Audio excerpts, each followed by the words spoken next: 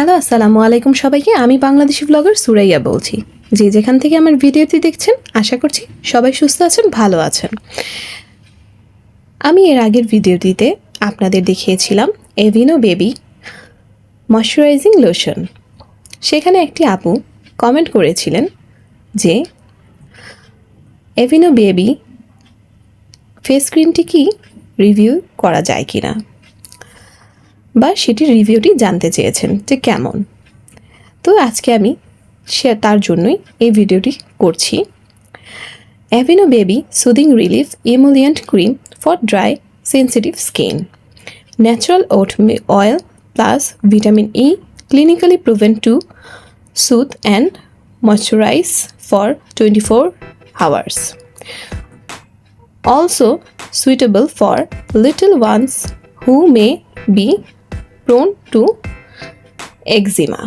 এর আগের ভিডিওটিতে আমি বলেছিলাম যে যাদের এক্সিমার প্রবলেম আছে বা যে বেবির এক্সিমার প্রবলেম আছে তাদের জন্য এভিনো বেবি লোশনটি খুব ভালো হবে। তো এখানেও দেখতে পাচ্ছেন তারা বলেই দিয়েছে যাদের স্কিনে প্রবলেম আছে, যেমন কি এক্সিমা প্রবলেম বা র্যাশের অ্যালার্জির প্রবলেম, সেই বাচ্চাদের জন্য এভিনোর এই লোশন বা ক্রিম দুটোই খুব ভালো হবে। আমার বেবির র্যাশের প্রবলেম ছিল, তাই আমি এই লোশনটি একদম 0 মান্থ বয়স থেকেই ব্যবহার করে আসছি।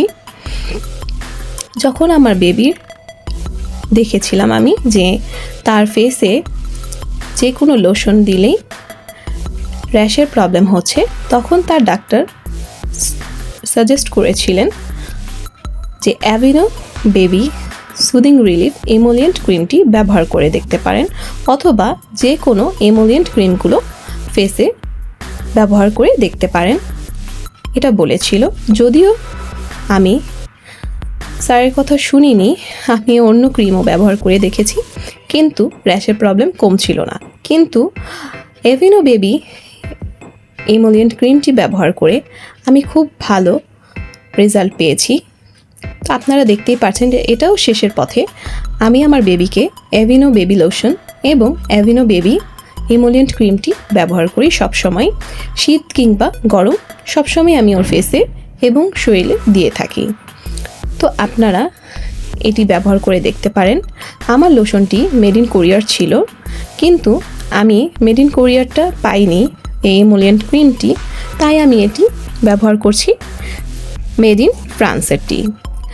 এটি হচ্ছে জনসন অ্যান্ড জনসনের প্রোডাক্ট, আয়ারল্যান্ডের এটি হচ্ছে প্রোডাক্ট জনসন অ্যান্ড জনসন, আর সেটি হচ্ছে নিউজিল্যান্ডের ছিল লোশনটি। তো আপনারা যে কোনো দেশেরটি ব্যবহার করতে পারবেন, সবগুলোই ভালো এবং এগুলো প্যারাবেন ফ্রি। বাচ্চাদের জন্য এটি খুবই ভালো, আর বিশেষ করে ড্রাই স্কিনের যারা বেবি আছে তাদের জন্য তো খুবই ভালো, আর এবং পিএইচ ব্যালেন্সড এই প্রোডাক্টগুলো। তো আপনারা অবশ্যই ব্যবহার করে দেখতে পারেন। এই প্রোডাক্টটি আমি আমার বেবির ফেসে সবসময় দিয়ে থাকি। তো দেখতেই পারছেন যে এই লোশনটি কতটা স্মুথভাবে ফেসের সাথে মিশে যায়, কোনো তেল চিটচিটে ভাবও থাকবে না এবং কালচে কালচে ভাবও দেখা যায় না। অনেকগুলো লোশন ব্যবহার করলে বড় ছোট সবারই মনে হয় যে কালো হয়ে যায়, তো এই লোশনগুলো ব্যবহার করলে কোনো কালো দেখা যাবে না, যেমনই স্কিন তেমনই থাকবে। এমন না যে এটা ব্যবহার করলে ফর্সা হয়ে যাবে বেবিরা, কিন্তু কালোও হবে না। তো আপনারা চাইলে ব্যবহার করে দেখতে পারেন, কোনো তেল চিটচিটে ভাবও থাকবে না, খুবই ভালো একটি ক্রিম। তো আমি সাজেস্ট করব যে আপুদের এই লোশনটি, মানে এভিনো বেবি লোশনটি আর এভিনো এমোলিয়েন্ট ক্রিমটি বেবি ব্যবহার করে দেখতে পারেন। আমার রিভিউ যদি আমি দিয়ে থাকি আমার বেবির ক্ষেত্রে যেটা আমি ব্যবহার করেছি, আমি সবার সাথেই সেটি শেয়ার করতে চাই। অনেস্ট রিভিউ দিব যে আমার বেবির ফেসে খুবই ভালোভাবে স্যুট হয়েছে। তো আশা করছি বাকি বাচ্চাদেরও ফেসে স্যুট হবে। আমার ভিডিওটি যদি ভালো লেগে থাকে অবশ্যই আমার চ্যানেলটি সাবস্ক্রাইব করে দিবেন এবং আমার পাশে সব সময় থাকবেন।